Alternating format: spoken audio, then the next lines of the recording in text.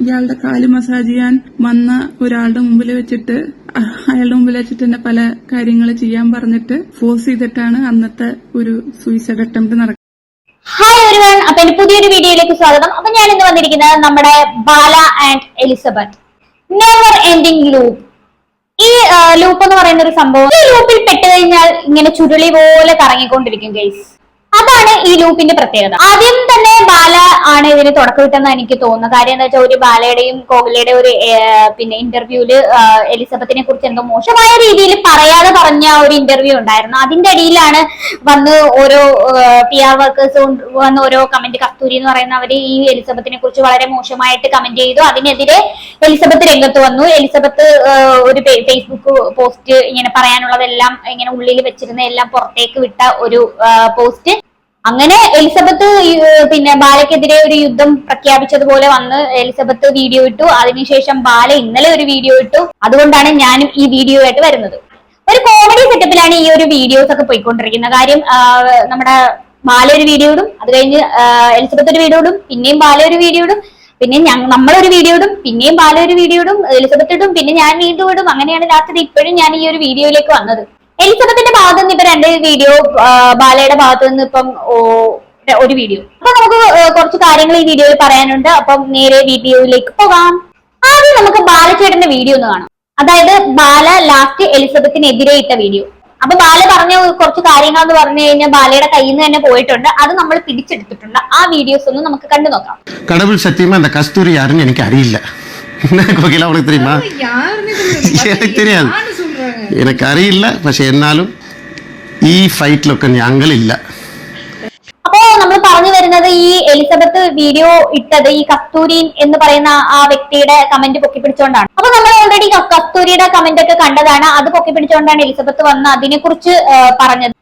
എലിസബത്തിനെതിരെ ഇങ്ങനെ കണ്ടിന്യൂസ് ആയിട്ട് ഒരു PR വർക്ക് പോലെ പ്രവർത്തിക്കുന്ന ഒരാളാണ് ഈ കസ്തൂരി എന്ന് പറയുന്നത്. അപ്പൊ നമ്മുടെ ബാലച്ചേട്ടൻ പറയുന്ന കടവുൾ സത്യമായി എനിക്ക് ഈ കസ്തൂരി ആരാന്ന് தெரியாது എന്നൊക്കെയാണ് പറഞ്ഞുകൊണ്ട് വരുന്നത്. അറിയാമെങ്കിൽ തന്നെ ആരെങ്കിലും വന്ന് അറിയാം എന്ന് പറയുമോ? പെട്ടുപോകത്തില്ലേ ചേട്ടനെ? പിന്നെ എല്ലാരും ഏറി കയറ്റും. അതുകൊണ്ട് ഇങ്ങനെയൊക്കെ പറയാനല്ലേ പറ്റത്തുള്ളൂ. ശരിക്കും പറഞ്ഞാൽ വേറൊരു കാര്യം കൂടിയുണ്ട്. ഈ വീഡിയോ എടുക്കുന്ന സമയത്ത് ബാലചേട്ടൻ നല്ല രീതിയിലൊന്ന് വിറയ്ക്കുന്നുണ്ട്. അതൊന്ന് ജസ്റ്റ് നോക്കിക്കോണേ, കയ്യിലോട്ടൊന്ന് നോക്കണം.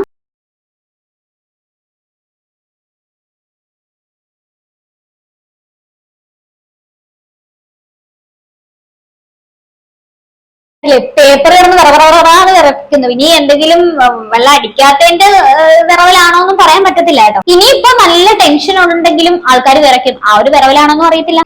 അപ്പോ എലിസബത്തിന്റെ വീഡിയോയിൽ ബാലയെ പറ്റി പറഞ്ഞ പ്രധാനപ്പെട്ട ഒരു കാര്യമുണ്ട്. അത് ആദ്യം നമുക്കൊന്ന് കേൾക്കാം. അതിനെപ്പറ്റി അണ്ണൻ എന്തായാലും ചെറുതായിട്ടൊന്ന് മെൻഷൻ ചെയ്യുന്നുണ്ട്. വേറൊരു കാര്യമുണ്ട്, അതിൽ നിന്ന് ചെറുതായിട്ട് അണ്ണനൊന്ന് പാളിയിട്ടുമുണ്ട്. ആദ്യം നമുക്ക് എലിസബത്ത് പറയുന്ന ഒരു കാര്യം കേട്ടു നോക്കാം. ഇയാളുടെ കാല് മസാജ് ചെയ്യാൻ വന്ന ഒരാളുടെ മുമ്പിൽ വെച്ചിട്ട് അയാളുടെ മുമ്പിൽ വെച്ചിട്ട് തന്നെ പല കാര്യങ്ങൾ ചെയ്യാൻ പറഞ്ഞിട്ട് ഫോഴ്സ് ചെയ്തിട്ടാണ് അന്നത്തെ ഒരു സൂയിസൈഡ് അറ്റംപ്റ്റ് നടക്കുന്നത്. അപ്പോ ബാലയുടെ കാല് മസാജ് ചെയ്യാൻ വന്ന ആരുടെയും മുന്നിൽ വെച്ച് പല കാര്യങ്ങളും ചെയ്യാൻ പറഞ്ഞു എന്നാണ് പറയുന്നത്. എന്തൊക്കെ ചെയ്യാൻ പറഞ്ഞു എന്നൊന്നും പറയുന്നില്ല. അപ്പൊ ബാലയുടെ വീഡിയോനകത്ത് ബാല ഒരു കാര്യം പറയുന്നുണ്ട്. എന്തായാലും അതൊന്ന് കണ്ടു. അതേപോലെ ഗ്രൂപ്പ് സെക്സ്, അത് വീട്ടിലല്ല, ചെന്നൈയിലെ വീട്ടിലെ വേലക്കാരെല്ലാരെയും വെച്ചിട്ട് സെക്സ് വെച്ചാണ്. സൂപ്പർ. അപ്പൊ ബാലചേട്ടൻ പറയുന്നത് എന്താന്ന് വെച്ച് കഴിഞ്ഞാൽ വീട്ടിനകത്തുള്ള വേലക്കാരെയൊക്കെ വെച്ചിട്ട് ഗ്രൂപ്പ് സെക്സ് നടത്തിയെന്ന്.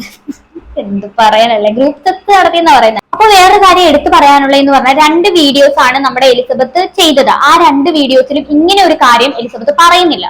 അപ്പോ ആകപ്പാട് പറഞ്ഞിട്ടുള്ള ഒരു കാര്യം എന്ന് പറഞ്ഞാൽ എലിസബത്ത് ഈ വേലക്കാരുമായിട്ടുള്ള കാര്യത്തിനെ കുറിച്ചൊന്നും പറഞ്ഞില്ല. ഈ ഒരു കാര്യമില്ല, ഞാൻ ഇപ്പൊ കേൾപ്പിച്ചു തന്ന ഒരു റെക്കോർഡില്ല, ആ ഒരു കാര്യം മാത്രമാണ് ഇതിനകത്ത് എലിസബത്ത് പറഞ്ഞിരിക്കുന്നത്. അപ്പൊ എലിസബത്ത് പറയാത്ത ഒരു കാര്യം ബാലചേട്ടൻ എങ്ങനെ മനസ്സിലായി? അതായത് ഈ വേലക്കാരുടെ മുന്നിൽ വെച്ചൊരു ഗ്രൂപ്പ് സെക്സ് അങ്ങനെ ഒരു സംഭവം അങ്ങനെ നടന്നിട്ടില്ലെന്നാണ് പറയുന്നത്. പക്ഷെ അപ്പൊ എലിസബത്ത് പറയാത്ത കുറച്ച് കാര്യങ്ങൾ കൂടെ നമ്മുടെ ബാലചേട്ടൻ ആഡ് ചെയ്തു എന്നുള്ളതാണ്. Something wrong. അപ്പൊ എന്തോ ഒന്ന് കയ്യിൽ നിന്ന് പോയിട്ടുണ്ടെന്നെ. ചുരുക്കം പറഞ്ഞു കഴിഞ്ഞാൽ എലിസബത്ത് സെക്സ് എന്ന് പറയുന്ന ഒരു കാര്യമേ അവിടെ പറഞ്ഞിട്ടില്ല. അതും ഗ്രൂപ്പ് സെക്സ് എന്ന് പറയുന്ന ഒരു കാര്യമേ പറഞ്ഞിട്ടില്ല. അങ്ങനെ ബാല കാര്യം എടുത്തിട്ട് സംഭവം നിങ്ങൾക്ക് മനസ്സിലായോ? ബാലച്ചേട്ടന്റെ ഉള്ളിൽ ഉറങ്ങിക്കിടന്ന ആ നഗ്ന സത്യങ്ങൾ പുറത്ത് വന്നിരിക്കുകയാണ് ഗൈസ്. അണ്ണൻ എന്തായാലും പെട്ടിട്ടുണ്ട്. പെട്ടെന്ന് പറഞ്ഞ പെട്ട് തൂറി കംപ്ലീറ്റ് വെള്ളവും പൊളിഞ്ഞിട്ടുണ്ട്. ഇനി എലിസബത്തിന്റെ ആ 2 വീഡിയോയിലെ പ്രധാനപ്പെട്ട ഭാഗങ്ങൾ ഞാനൊന്ന് കേൾപ്പിച്ചുതരാം. എന്താണ് ബാലയെ കുറിച്ച് എലിസബത്തിന് പറയാനുള്ളതെന്ന് നമുക്ക് കേൾക്കാം. അത് കഴിഞ്ഞിട്ട് ബാല എലിസബത്തിനെ കുറിച്ച് പറഞ്ഞതും കേൾക്കാം. ഓക്കെ, ഞാൻ ഈ വീട്ടിൽ കൊണ്ടുപോയിട്ടാണ് ഉപദ്രവിച്ചിട്ടുണ്ടായിരുന്നെങ്കിൽ ഒരു 4-5 മാസം നിങ്ങളുടെ തീട്ടും മൂത്രമൊക്കെ കോരിയിട്ടില്ലേ? അങ്ങനെ തന്നെ പറയണേ. ഇനി അതൊക്കെ അൺപാർലമെന്ററി വേർഡാന്നൊക്കെ പറഞ്ഞിട്ട് ക്യാൻസൽ ആക്കുമെന്ന് എനിക്ക് അറിയില്ല. അപ്പോ കസ്തൂരി എന്ന് പറയുന്ന ആ ഒരു വ്യക്തി വന്നിട്ട് ബാലയെ കൊല്ലാൻ ശ്രമിച്ചു എന്ന് പറയുന്നുണ്ടായിരുന്നു. അതിനുള്ള റിപ്ലൈ ആണ് ഈ എലിസബത്ത് ഇപ്പൊ പറയുന്നത്. ബാലയുടെ അപ്പി വരെ കോടിയ എലിസബത്തിന് എങ്ങനെ ബാലയെ കൊല്ലാൻ തോന്നുന്നു? സത്യം പറഞ്ഞ എലിസബത്തിന് ബാലയെ കൊല്ലണമായിരുന്നെങ്കിൽ വേറെ എന്തൊക്കെയോ വഴികളുണ്ട്. പ്രത്യേകിച്ച് എലിസബത്ത് എന്ന് പറയുന്ന ഒരു വ്യക്തിക്ക് സിമ്പിൾ ആയിട്ട് പറ്റും. അതായത് ഏത് മരുന്ന് കൊടുത്താലാണ് അണ്ണന്റെ ലിവർ അടിച്ചു പോകുന്നതെന്ന് നമ്മുടെ എലിസബത്തിന് അറിയാലോ. അപ്പൊ അതങ്ങ് കൊടുക്കാതിരുന്നാൽ തീരാവുന്ന പ്രശ്നമല്ലേ ഉള്ളൂ. കാരണം പുള്ളിക്കാരന്റെ ലിവർ ട്രാൻസ്പ്ലാന്റ് ചെയ്തതാണ്. അത് ഭയങ്കര ഇതാണ്. പിന്നെ കാര്യം എന്താന്ന് വെച്ച് കഴിഞ്ഞാൽ നമ്മുടെ എലിസബത്ത് ഒരു ഡോക്ടർ ആണല്ലോ. അങ്ങനെ കൊല്ലാമെങ്കിൽ നേരത്തെ കൊല്ലാമായിരുന്നല്ലേ. ഇങ്ങനെ വന്ന് ഇങ്ങനെ സംസാരിക്കാനൊന്നും പുള്ളി ഉണ്ടാവത്തില്ല. പിന്നെ എലിസബത്ത് പറയുന്നുണ്ട് പെൺവിഷയത്തെ പറ്റി ഒരു കാര്യം പറയുന്നുണ്ട്. അതും കൂടെ കേട്ടു നോക്കാം. ഒരു റിലേഷനൊന്നല്ല, ഞാൻ പല ആൾക്കാരോടും പറഞ്ഞപ്പോ ഒരു എക്സ്ട്രാ മാരിറ്റൽ അഫെയർ ഒക്കെ ആവണത് ഓക്കെ, പക്ഷെ പുള്ളി ഈ എക്സ്ട്രാ മാരിറ്റൽ അഫെയർ എന്ന് പറഞ്ഞു കഴിഞ്ഞാൽ എന്താന്ന് മനസ്സിലായോ? അവിഹിതം. അപ്പൊ ഇങ്ങനെയൊക്കെ പറയുമ്പോഴത്തേക്ക് നമുക്കൊരു സ്റ്റാൻഡേർഡ് ഫീൽ ചെയ്യും. സംഭവം അവിഹിതം തന്നെയാണ്. ബാലുവിനെ കുറിച്ച് മനസ്സിലായോ? പെരിയ ആള് 4-5 ഒക്കെ ഉണ്ട്. എങ്ങനെ സാധിക്കുന്നപ്പ ഇത്? 4-5 എന്നൊക്കെ പറഞ്ഞ 2 months. ഇപ്പൊ എക്സ്ട്രാ മാരിറ്റൽ അഫെയർ ഒക്കെ ഇത്ര കോമൺ ആയി. പിന്നെ ഇവിടെ കമന്റ് സെക്ഷനിൽ കുറെ ടൈം ലൈൻ ഒക്കെ കണ്ടു. ആക്ച്വലി ആൾക്കാരറിയാത്ത കുറെ ടൈം ലൈനിൽ കുറച്ചും കൂടി പേരുകൾ എനിക്ക് ഇൻക്ലൂഡ് ചെയ്യണമെന്നൊക്കെ ഉണ്ട്. ബട്ട് അവരും ചിലപ്പോൾ ചതിക്കപ്പെട്ടതായ കാരണം വെറുതെ അവരെ എടുത്തിട്ട് ഇതില് ഇണ്ട കാര്യമില്ലല്ലോ. ആവശ്യം വന്ന അപ്പോ നമ്മുടെ ബാലയുടെ ഭാര്യമാരുടെ ഒരു ടൈം ലൈൻ ഉണ്ടായിരുന്നു. അതൊന്ന് ജസ്റ്റ് ഒന്ന് നോക്കാം നമുക്ക്. 2009, 2010 വേറൊരു ചന്ദന എന്ന് പറയുന്ന ഏതൊരു 2010 തൊട്ട് 2019 വരെ അമൃത സുരേഷ്. അത് കഴിഞ്ഞിട്ട് പിന്നെ എലിസബത്ത്, പിന്നെ ഇതിപ്പോ നമ്മുടെ കോഹില. ഇപ്പൊ പ്രസന്റ് ടൈമിൽ പോയിക്കൊണ്ടിരിക്കുന്നത് കോഹിലയാണ്. ശരിക്കും പറഞ്ഞാൽ ഇത് പബ്ലിക് അറിഞ്ഞ ടൈം ലൈൻ ആണ്. ഇനി പബ്ലിക് അറിയാത്തത് വേറെ കുറെ ഉണ്ടെന്ന് ഈ ഒരു സാഹചര്യം വെച്ച് നോക്കുമ്പോൾ കുറെ കാണും. ചുരുക്കം പറഞ്ഞ എലിസബത്ത് പറഞ്ഞു വരുന്നത് ഇയാള് ഭൂലോക പെണ്ണുപിടിയനാണെന്നാണ്. എനിക്ക് തോന്നുന്നു ഇതിനായിട്ടുള്ള പുള്ളിക്ക് ഇതിനായിട്ടുള്ള ഒരു ഇതുണ്ടാന്നാണ് ഞാൻ ആലോചിക്കുന്നത്. എന്തോ ഇത് പുള്ളി ആകെ വയ്യാണ്ടായില്ല. ലിവറൊക്കെ അടിച്ചു പോയില്ലേ? ഇനി ചിലപ്പം ഈ ലിവറൊക്കെ അടിച്ചു പോകുന്നതിന് മുമ്പുള്ള കാര്യമായിരിക്കും പറഞ്ഞുകൊണ്ട് വന്നത്. വേറൊരു കാര്യം കൂടിയുണ്ട്. പെണ്ണുങ്ങളെ വളയ്ക്കുന്ന രീതിയെ പറ്റി കൂടെ നമ്മുടെ എലിസബത്ത് പറയുന്നുണ്ട്. എങ്ങനെയാണ് ഈ പെണ്ണുങ്ങളെ അപ്രോച്ച് ചെയ്യുന്നതെന്ന് അതും കൂടെ ഒന്ന് കേട്ടോ. ഭയങ്കര വലിയ കുടുംബമാണ്, ഇവരൊന്നും ചതിക്കില്ല. അങ്ങനെയാണ് ഇങ്ങനെയാണ് അമ്മ പറയുന്നുണ്ട്, ഞാൻ സ്നേഹിച്ച ആള് പറയുന്നുണ്ട്, ഇങ്ങനെ വലിയ വലിയ പൊസിഷനുള്ള ആളുകൾ പറയുന്നുണ്ട്. അപ്പൊ നമ്മൾ എന്താ ചെയ്യാ? അതെ, he's A victim of marital abuse. എന്നോടും അങ്ങനെയൊക്കെ പറഞ്ഞിട്ടാണ് കല്യാണം കഴിച്ചത്. കാരണം മുമ്പുള്ള ആള് പുള്ളിക്കാരനെ പോയിസൺ കൊടുത്ത് കൊല്ലാൻ നോക്കി, അതുപോലെ തന്നെ പല മോശമായിട്ടുള്ള കണ്ടീഷനിൽ കണ്ടുപിടിച്ചു എന്നൊക്കെ പറഞ്ഞ് ഒരു ഹോസ്പിറ്റലിലത്തെ ഡോക്ടറിനെ കൊണ്ട് എന്നെ കൊണ്ട് സംസാരിപ്പിച്ചു. ഇങ്ങനെയൊക്കെ ഉണ്ടായിട്ടുണ്ട് പുള്ളിയുടെ ജീവിതത്തിൽ, സത്യമാണ്. അപ്പൊ പുള്ളിക്കാരൻ പറയുന്നത് ഇങ്ങനെയാണ്, മുമ്പുള്ള വിവാഹത്തിൽ ഞാൻ കുറെയൊക്കെ അനുഭവിച്ചിട്ടുണ്ട്, എന്നെ ഒരുപാട് അബ്യൂസ് ചെയ്തിട്ടുണ്ട്, അങ്ങനെയാണ് ഇങ്ങനെയാണെന്നൊക്കെയാ പറയുന്നത്. സെന്റിമെന്റില് ട്രാക്ക് പിടിച്ചാണ് പെണ്ണുങ്ങളെ വീഴ്ത്തുന്നത്. ആദ്യത്തെ ഭാര്യയെ കുറിച്ചൊക്കെ പറഞ്ഞിട്ടാണ് പെൺകുട്ടികളെ ഇങ്ങനെ കൺവിൻസ് ചെയ്യുന്നത്. അപ്പൊ പുള്ളിക്കാരൻ ചെയ്യുന്നത് എങ്ങനെയാന്ന് വെച്ച് കഴിഞ്ഞാൽ, ഒരു പെൺകുട്ടിയെ കണ്ടു കഴിഞ്ഞാൽ അവരെ മുൻപുള്ള കാമുകിയോ അല്ലെന്നുണ്ടെങ്കിൽ പിന്നെ എന്താണ് ഭാര്യയെ കുറിച്ച് കുറ്റങ്ങൾ പറയുക. കുറ്റങ്ങളൊന്നല്ല, ഇല്ലാത്തതുകൾ പറയുക. അങ്ങനെ പറഞ്ഞു കൊടുക്കുമ്പോഴത്തേക്ക് ഓപ്പോസിറ്റ് നിൽക്കുന്ന ആൾക്ക് അയ്യോ പാവടാ അങ്ങനെയൊക്കെ തോന്നുമല്ലോ. പുള്ളിക്കാരൻ എനിക്ക് ഞാൻ ആകെ വിഷമത്തിലാണ്, ഞാൻ ഡിപ്രഷനിലാണ്, എനിക്ക് കുറച്ച് സ്നേഹം തരൂ എന്നൊക്കെ പറഞ്ഞ് കെഞ്ചുമായിരുന്നു. അങ്ങനെയൊക്കെ പറഞ്ഞിട്ടാണ് അപ്രോച്ച് ചെയ്യുന്നത്. ഓഫീസറാണോ അത് വേറെന്തോ ഓഫീസറാണോ എനിക്കറിയില്ല. വന്നിട്ട് പറഞ്ഞു ഇതുപോലെ ഞാനും ഇവനും കൂടി വന്നപ്പോഴാണ് ഇങ്ങനെ മോശമായ സാഹചര്യത്തിൽ കണ്ടത്. അപ്പൊ ഞാനും വിചാരിച്ചു ഇത്രയൊക്കെ വലിയ ആൾക്കാര് നമുക്ക് ഒരാൾക്ക് വേണ്ടിയിട്ട് ഇങ്ങനെ പറയുന്നുണ്ടെങ്കിൽ സത്യമായിരിക്കുന്നു ഞാൻ അന്ന് വിചാരിച്ചു. അപ്പൊ പുരിയല്ല ഇപ്പൊ പുരിയത്. നിങ്ങൾ ചിലപ്പോ മുമ്പൊക്കെ ആണെങ്കിൽ ഞാൻ ഫസ്റ്റ് ഒരു കുറച്ചു കാലം കൂടെ താമസിച്ചാണല്ലോ. അപ്പൊ അതൊക്കെ ആണെങ്കിൽ നിങ്ങൾ എങ്ങനെയൊക്കെ ഉണ്ടായാൽ ആദ്യം തന്നെ ഒന്നെങ്കിൽ തോക്കായിട്ട് വരും, വാളായിട്ട് വരും, അല്ലെങ്കിൽ ഗുണ്ടകളിനെ വിടും, അല്ലെങ്കിൽ നിങ്ങൾ കേസ് കൊടുക്കും. പണ്ട് ബാലയുടെ ഒരു കേസ് ഉണ്ടായിരുന്നു. ചെകുത്താന്റെ വീട്ടിൽ തോക്കുമായിട്ട് ചെന്നെന്ന് പറഞ്ഞു, ചെകുത്താനെ വെടിവെക്കാൻ വേണ്ടിയിട്ട് തോക്കുമായിട്ട് ചെന്നത്. ബാല തോക്കൊന്നും ഇല്ലെന്ന് പറഞ്ഞ് നെയ്സായിട്ട് ഒഴിഞ്ഞു മാറിയായിരുന്നു. കഴിഞ്ഞ ദിവസം ഒരു ബാലയുടെ ഒരു ഇന്റർവ്യൂ ഉണ്ടായിരുന്നല്ലോ, കരാട്ട എന്ന് പറയുന്ന എന്തോ ഒരു ചാനലില്, എന്തോ തമിഴ് ചാനൽ എന്തോ ആണ്. ആ ചാനലിൽ ഒരു ബാലയുടെ ഒരു ഹോം ടൂർ ഉണ്ടായിരുന്നു. ആ ഹോം ടൂറിൽ ബാല 2 കാര്യങ്ങൾ കാണിക്കുന്നുണ്ട്. അതൊന്ന് നമുക്കൊന്ന് കണ്ടിട്ട് വരാം. அதை விட ஒரு பெரிய சர்ப்ரைஸ் காட்டட்டுமா? கபோர்டு ஏதாச்சும் காட்டுவார் போல். കണ്ടാ, ഇതാണ് ഗൈസ് ആ സാധനം. சார் இது இந்த ரப்பர் வச்சு விளையாடுவோமே அதுவா? அப்படியா? என்ன சுட்டு பாக்குறேன். ஒரிஜினல் கண்ணா சார் இது? பெட்ரூம்ல பூ வச்சிருப்பாங்க, தலைகாணி வச்சிருப்பாங்க. நீங்க நினைக்கிறேன் லாக்க அது இங்கே இருக்கு. ஓகே அது அங்க ஒரு கன் இருக்கு. அது இதெல்லாம் சும்மா பிராக்டிஸ்க்காக வச்சிருக்கேன். I am very good shooter. Okay சும்மா பிராக்டிஸ்க்காக വച്ചിരിക്കുകയാണ്. I M A very good shooter. അത് നല്ലൊരു ഷൂട്ടർ ആണെന്നാണ് പറയുന്നത്, ഒരു വെടിവെപ്പുകാരൻ. ഗൺസ് ഉണ്ട് അത് പതിവ്. ஓகே சோ யூ பிராக்டீஸ் ரெகுலரா. ஒரு நல்ல எக்ஸசைஸ் ஆக்சுவலி. ஓகே சும்மா வெச்சு காட்டுங்க அந்த பொசிஷனா. ஃபர்ஸ்ட் இந்த ஷோல்டர்ல இது வந்து கன் இல்லையே, உள்ள புல்லட்ல எதுவும் இல்லையே, இத லாக் பண்ணி ஷூட் பண்ற அந்த டைம்ல ஸ்டில்லா இருக்கணும். பிரீத்தை வந்து ஹோல்ட் பண்ணனும். ஒரு சின்ன அசைவு கூட வரக்கூடாது. அப்படியே ஸ்டில்லா இருக்கணும். അപ്പോ പ്രൊഫഷണൽ വെടിവെപ്പുകാരനാണ് നമ്മുടെ ബാലചേട്ടൻ. അപ്പൊ തോക്കൊക്കെ അണ്ണന്റെ കയ്യിലുണ്ട്, കണ്ടില്ലെന്ന് ആരും പറയരുത്. അപ്പൊ ഇതിന് ലൈസൻസ് ഒന്നും വേണ്ടെന്ന് തോന്നുന്നു, ആർക്ക് വേണമെങ്കിലും വാങ്ങിക്കാൻ തോന്നുന്നു. ഗൂഗിളിൽ കയറി ഞാനൊന്ന് സെർച്ച് ചെയ്ത് നോക്കിയപ്പോഴത്തേക്ക് അതിനകത്ത് വന്നതെന്ന് വെച്ചാൽ 64,000 രൂപയുടെ പിന്നെ 35,000 രൂപയുടെ കുറച്ച് 2 തോക്കുകൾ. എനിക്ക് അറിയത്തില്ല കേട്ടോ, ലൈസൻസ് വേണോ ഇല്ലയോന്നൊന്നും അറിയത്തില്ല. അപ്പൊ അതുകൊണ്ട് അറിയാവുന്ന ആരെങ്കിലും ഉണ്ടെങ്കിൽ അടിയിൽ കമന്റ് ഒന്നും ഇടുക. എനിക്ക് തോന്നുന്നു ഇതൊക്കെ ആയിട്ടാണെന്ന് തോന്നുന്നു ചെകുത്താന്റെ വീട്ടിൽ ചെന്നത്. ഇതൊക്കെ കണ്ടോണ്ട് ചെകുത്താൻ ഓടിക്കളഞ്ഞു. ഇതുമായിട്ടൊക്കെ ചെന്ന പേടിക്കാണ്ടിരിക്കും ആരെങ്കിലും. ഇനി ബാല ചെയ്ത കുറച്ച് പരാക്രമങ്ങളൊക്കെ ഉണ്ട്, അതൊന്നും നമുക്കൊന്ന് കേട്ടോ. ഞാൻ ഓൾറെഡി ഒരു ജയിൽ പോലത്തെ അവസ്ഥയിൽ നിന്നൊക്കെയാ വന്നത്. അപ്പൊ പുതിയ എനിക്ക് ഗവൺമെന്റ് ജയിലിന് ഇത്തിരി വിശ്വാസമുണ്ട്. അതിലെ ഓക്കെ നടടിയൊക്കെ ഉണ്ട് എന്നൊക്കെ നമ്മള് കേട്ടിട്ടുണ്ട് സിനിമയിലൊക്കെ. അതൊക്കെ ഉണ്ടോന്ന് അറിയില്ല, കുഴപ്പമില്ല. ഇത്രയും നമ്മള് അടി കിട്ടാനും നല്ല പ്രാക്ടീസ്ഡ് ആയിട്ട്, അതുപോലെ തന്നെ പല വൃത്തികെട്ട രീതിയിലുള്ള അറ്റാക്കൊക്കെ നമ്മള് ഇത് ചെയ്യാൻ പ്രാക്ടീസ്ഡ് ആണ്. അതുകൊണ്ട് അതും വലിയ കുഴപ്പമില്ല. പിന്നെ ഭക്ഷണം കിട്ടൂലോ. എനിക്ക് 3 വർഷം ഭക്ഷണം കിട്ടാണ്ടൊക്കെ ഇരുന്നുണ്ട്. നമ്മളതിനെ റൂമിലൊക്കെ പൂട്ടിയിട്ടിട്ട്. സോ ടാപ്പ് വെള്ളമൊക്കെ കുടിച്ചിട്ടുണ്ട്. അത്രയ്ക്കൊന്നും ജയിലിൽ വരില്ല എനിക്ക് തോന്നുന്നു. സോ അതൊന്നും വലിയ കുഴപ്പമില്ല. വളരെ സീരിയസ് ആയിട്ടുള്ള കുറച്ച് കാര്യങ്ങളാണ് നമ്മുടെ എലിസബത്ത്. ശരിക്കും പറഞ്ഞാൽ വയലൻസ് ആയിട്ടുള്ള കുറച്ച് കാര്യങ്ങളാണ് പറയുന്നത്. ഒരു ജയിലിൽ കിടക്കുന്നതിന് തുല്യം ടാപ്പ് വെള്ളം കുടിച്ച് വിശപ്പ് മാറ്റുക, റൂമിനകത്ത് പൂട്ടിയിടുക. ജയിലിൽ ഇതിനേക്കാളും അടിപൊളിയാണ്, കാരണം ഭക്ഷണം കിട്ടും, മട്ടനും ചിക്കനും ചപ്പാത്തിയും ഒക്കെ കിട്ടും. ഇവിടെ ഒന്നും കൊടുക്കാതെ ടാപ്പ് വെള്ളം കുടിച്ചു വരെ കഴിഞ്ഞ ദിവസങ്ങളുണ്ടെന്നാ പറയുന്നത്. പക്ക ഡൊമസ്റ്റിക് വയലൻസ് ആണ് നടന്നുകൊണ്ടിരുന്നത്. കേസ് കൊടുത്തു കഴിഞ്ഞാൽ പുള്ളിക്കാരനെ എടുത്ത് തൂക്കിയെടുത്ത് അകത്തിടുന്ന നല്ലൊരു ചാൻസ് ആണ് കിട്ടി. നിങ്ങൾ നോക്കിക്കേ, 3 കൊല്ലം തടവും ഫൈനും ഉണ്ട്. മെന്റലി ആൻഡ് ഫിസിക്കലി അബ്യൂസ് ചെയ്യുന്നവർക്ക് 86 പ്രകാരം 85 പ്രകാരം ഒക്കെയാണ്. ഫിസിക്കലി എന്തെങ്കിലും ഇഞ്ചുറി ഉണ്ടെന്നുണ്ടെങ്കിൽ 86-ൽ പെടും. പിന്നെ വേറൊരു കാര്യം, എലിസബത്തിന്റെ കുറച്ച് ഫോട്ടോസ് ഒക്കെ പുറത്തു വിടുമെന്ന് പറഞ്ഞ് ബ്ലാക്ക് മെയിൽ ചെയ്യുന്നുണ്ട്. അതിനെപ്പറ്റി എലിസബത്ത് ഇതിനകത്ത് പറയുന്നുണ്ട്, അതൊന്ന് കേട്ടു നോക്കാം. ഇനി കൂടുതലൊന്നും പറ്റാല്ലേ, ഓൾറെഡി അതിൽ ഞാൻ കൂടുതലൊക്കെ അനുഭവിച്ചു കഴിഞ്ഞു. സോ ഇപ്പൊ ചെയ്യണമെന്ന് പറഞ്ഞാൽ എനിക്ക് മതിയായിട്ട് ചെയ്യണതാ.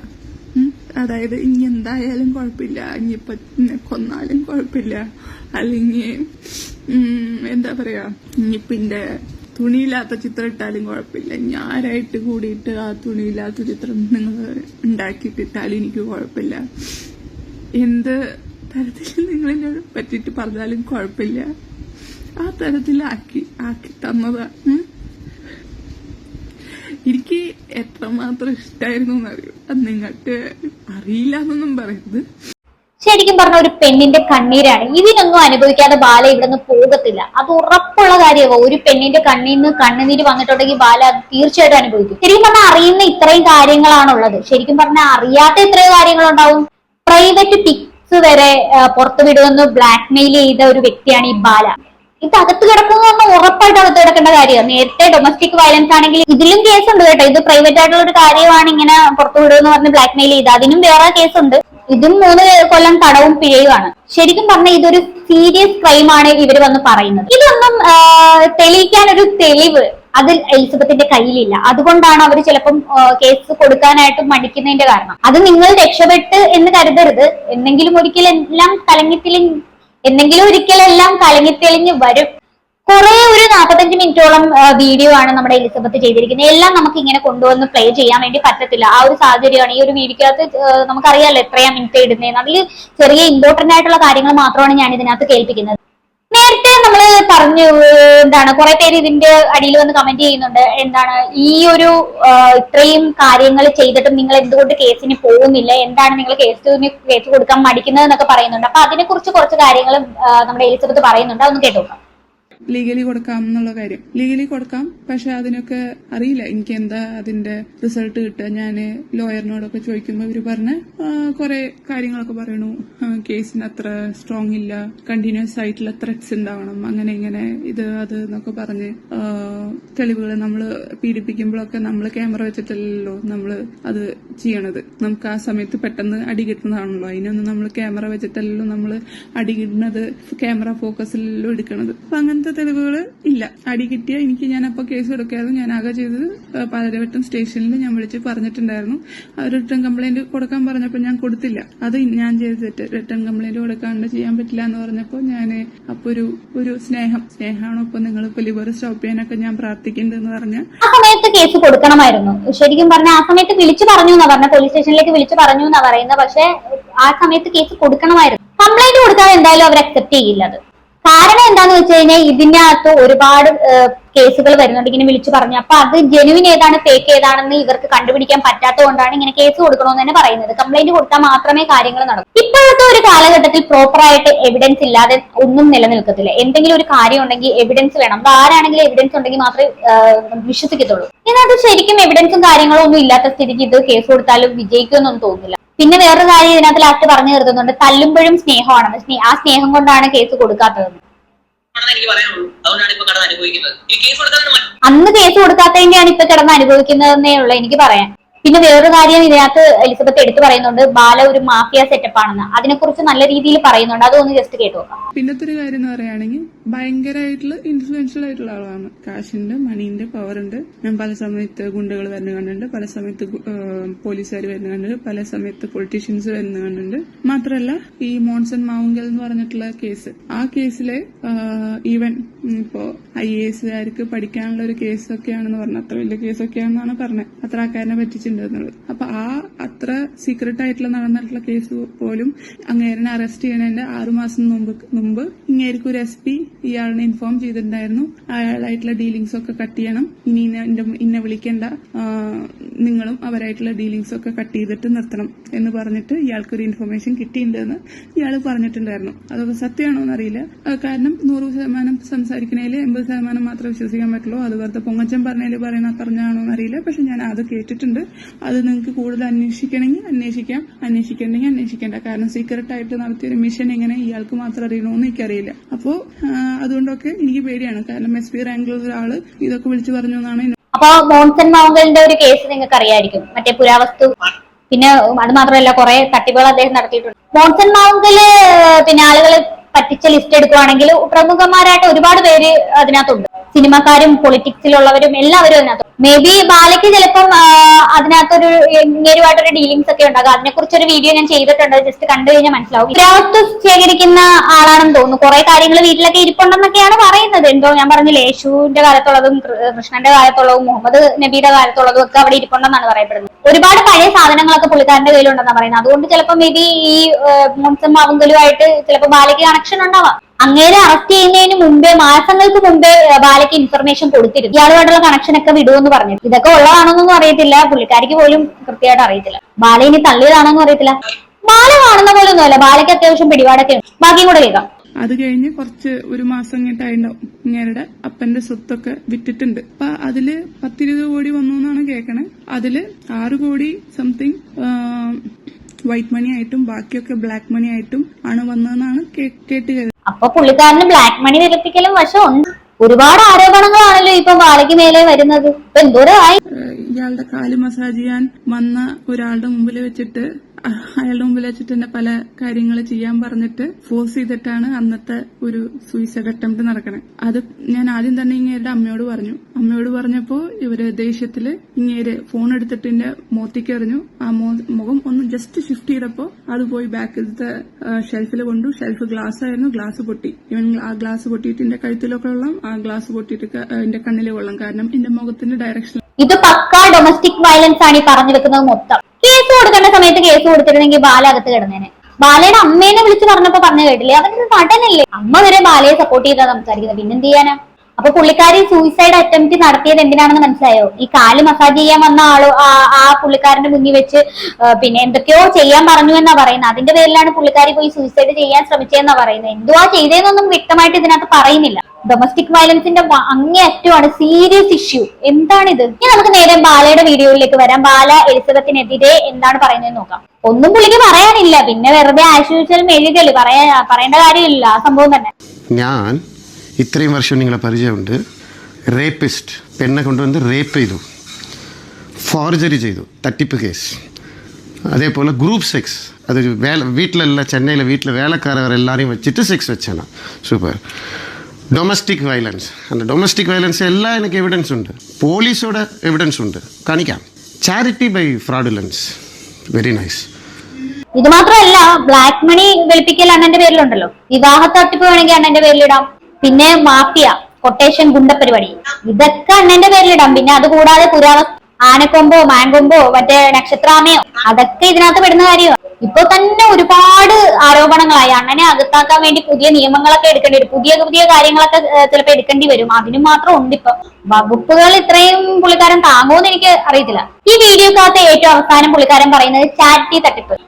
പുള്ളിക്കാരൻ അത്യാവശ്യം ചാരിറ്റി കാര്യങ്ങളിലൊക്കെ ഇടപെടുന്ന ഒരാളാണെന്ന് നമ്മൾ കേട്ടിട്ടുണ്ട്. നമ്മൾ കേട്ടിട്ടേ ഉള്ളൂ, കണ്ടിട്ടില്ല. 1-2 വീഡിയോയിലും കണ്ട ഓരോരുത്തർക്ക് പൈസ കൊടുക്കുന്ന കണ്ടിട്ടുണ്ട്. ഈ ചാരിറ്റിയും തട്ടിപ്പാണെന്നാണ് ഇപ്പൊ പറഞ്ഞു വരുന്നത്. ശരിക്കും പറഞ്ഞാൽ ഈ ചാരിറ്റിയുടെ ഇതുമായിട്ട് ബന്ധപ്പെട്ട ഒരു ക്ലിപ്പ് വന്നിട്ടുണ്ടായിരുന്നു. എന്തോ ഒരു അപ്പാപ്പനുമായിട്ട് എന്തോ ബന്ധപ്പെട്ടിട്ട് അങ്ങനെ ഒരു സീൻ ഉണ്ടായിരുന്നു. അതൊന്ന് കണ്ടുനോക്കാം. ബാല എന്ന് പറയുന്ന പുള്ളി ഇപ്പൊ ഈ താമസിക്കുന്ന വൈക്കം ഭാഗത്താണ്. ഇതിന്റെ അടുത്ത് തന്നെ ഞങ്ങളുടെ തറവാടും കാര്യങ്ങളെല്ലാം വന്നേക്കണം. ഇത് ഒരാവശ്യമില്ലാണ്ട് എന്റെ അപ്പൂപ്പൻ എന്നൊക്കെ പറയുന്ന ആൾക്കാര് അവര് നാട്ടുപ്രദേശക്കാരാ. ഇവരെന്ന് പറയുന്ന ആൾക്കാര് തോർത്ത് മാത്രം ഇട്ടിട്ട് ഷർട്ട് ഒന്നുമില്ല, മുണ്ടും തോർത്തൊക്കെ ഇട്ടിട്ടായിരിക്കും പുറത്തുനിന്ന് ചായ കുടിക്കണേ മതിയങ്ങനെ ഇതൊക്കെ. ഈ ബാല എന്ന് പറയുന്ന നടൻ ഇവിടെ വന്നതിന് ശേഷം ഓരോരുത്തരെയും വിളിച്ച് ക്യാമറയുടെ ഫ്രണ്ടിലെടുത്ത് 10,000 രൂപ കൊടുക്കണ ചാരിറ്റി ചെയ്യണ്ട്. ഇല്ലെന്ന് ഞങ്ങൾ ആരും പറയണം. പക്ഷെ ഒരു കാര്യമില്ലാണ്ട് ഞങ്ങളുടെ അപ്പൂപ്പൻ അവിടെ നിൽക്കണുണ്ട്.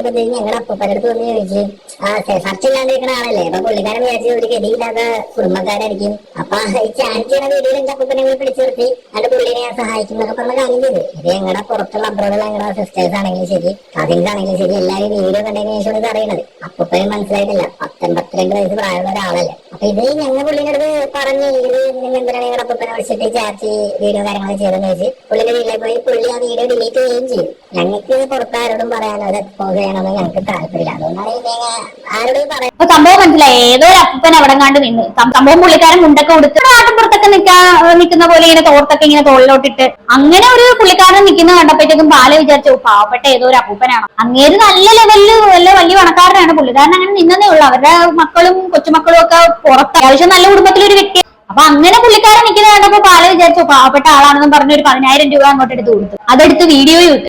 അങ്ങനെ അത് വീഡിയോ എടുത്ത് പബ്ലിഷ് ചെയ്യുകയും ചെയ്തു. ഇത് കണ്ട് അവര് ബാലയെ വിളിച്ച കാര്യം പറഞ്ഞു, നിങ്ങൾ എന്തിനാണ് പുള്ളിക്കാരന് പൈസ കൊടുത്തത്? സംഭവം മക്കളൊന്നും കൊടുക്കുന്നില്ല, ഇങ്ങനെ ഒന്നുമില്ലാത്ത വീട്ടിലെയാണെന്നും പറഞ്ഞ് പബ്ലിസിറ്റി ചെയ്ത എല്ലാവരും നാട് മൊത്തം അറിയും. ഇവരെ അറിയാവുന്ന കുടുംബക്കാരുടെ മുന്നിലൊക്കെ നാണം കിടത്തില്ല. അങ്ങനെ ഈ വീഡിയോ പബ്ലിഷ് ആയി കഴിഞ്ഞാൽ പിന്നെ നാട് മൊത്തം നാറത്തില്ലേ. അങ്ങനെ ബാല ആ വീഡിയോ ഒക്കെ ഡിലീറ്റ് ചെയ്തെന്നാണ് പറയുന്നത്. അപ്പൊ ഇതൊക്കെയാണ് ബാലയുടെ ചാരിറ്റി പരിപാടികൾ. പുള്ളിക്കാരൻ എന്ത് കാര്യം ചെയ്താലും വീഡിയോ എടുക്കുക, പബ്ലിഷ് ചെയ്യുക. എന്തോ ഒരു പ്രഹസനം പോലെയാണ്. ചാരിറ്റി ചെയ്തു കഴിഞ്ഞാലും അതൊരു പ്രഹസനമായിട്ടാണ് നടത്തുന്നത്.